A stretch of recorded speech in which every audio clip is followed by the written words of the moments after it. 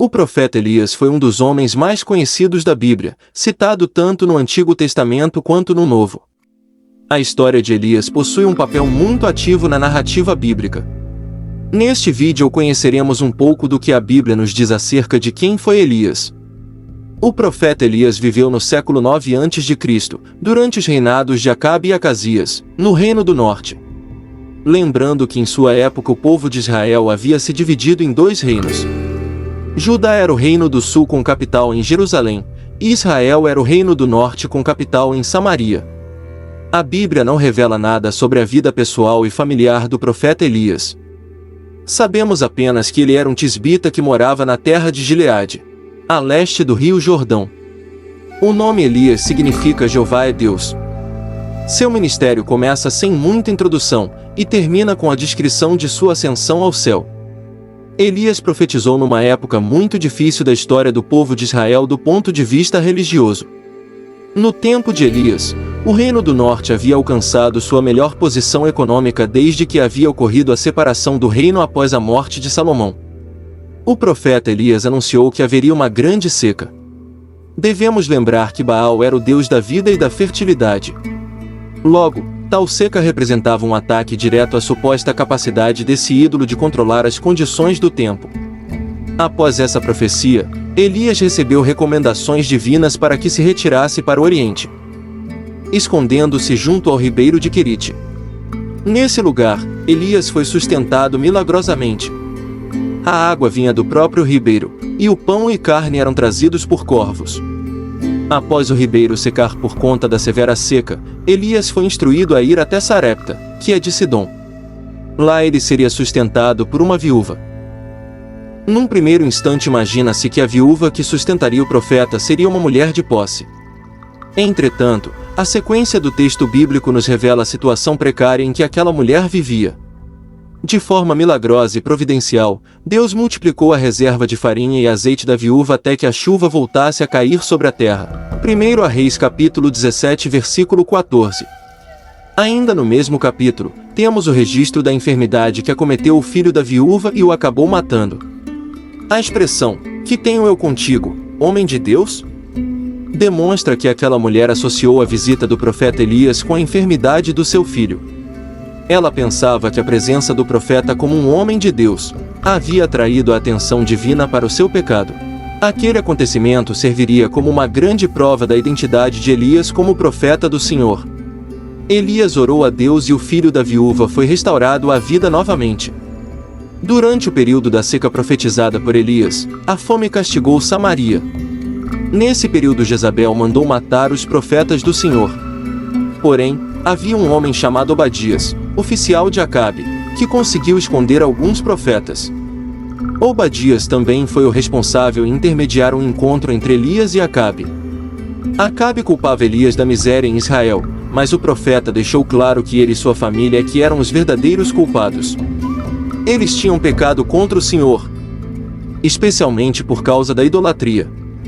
Então o profeta Elias convocou todo Israel a comparecer no Monte Carmelo.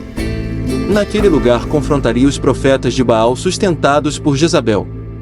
Os profetas de Baal fizeram tudo o que puderam, mas nada aconteceu. Elias então consertou o altar do Senhor que estava quebrado, e pediu que derramassem água sobre o holocausto. O profeta Elias clamou ao Senhor, e Deus respondeu com fogo que consumiu o holocausto.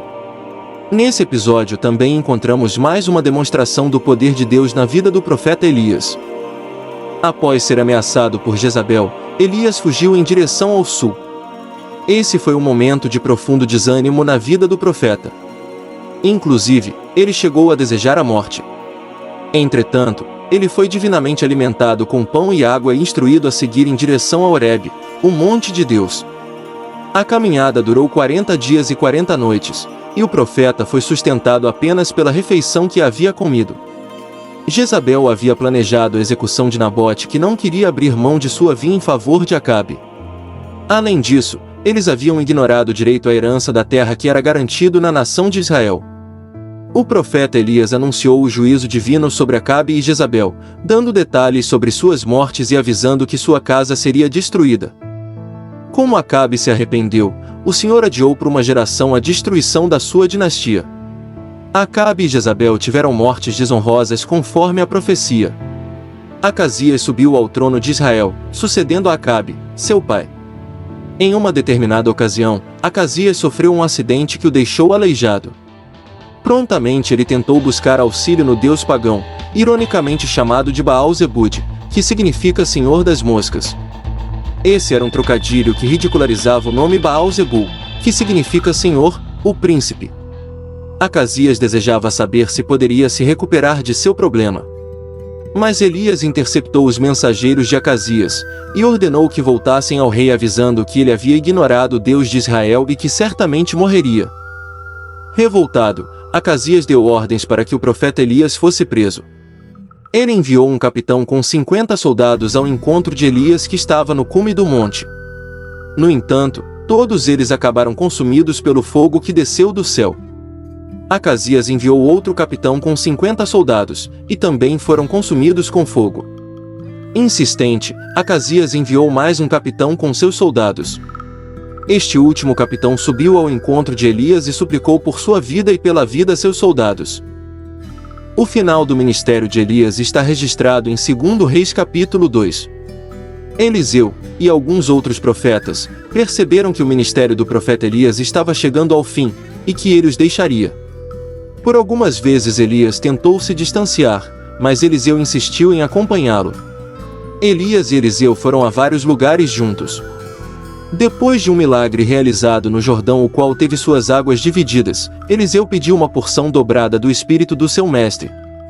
A sequência do texto bíblico nos informa que a concessão desse pedido de Eliseu foi garantida. Eliseu viu Elias ascender ao céu em um redemoinho escoltado num carro de fogo com cavalos de fogo.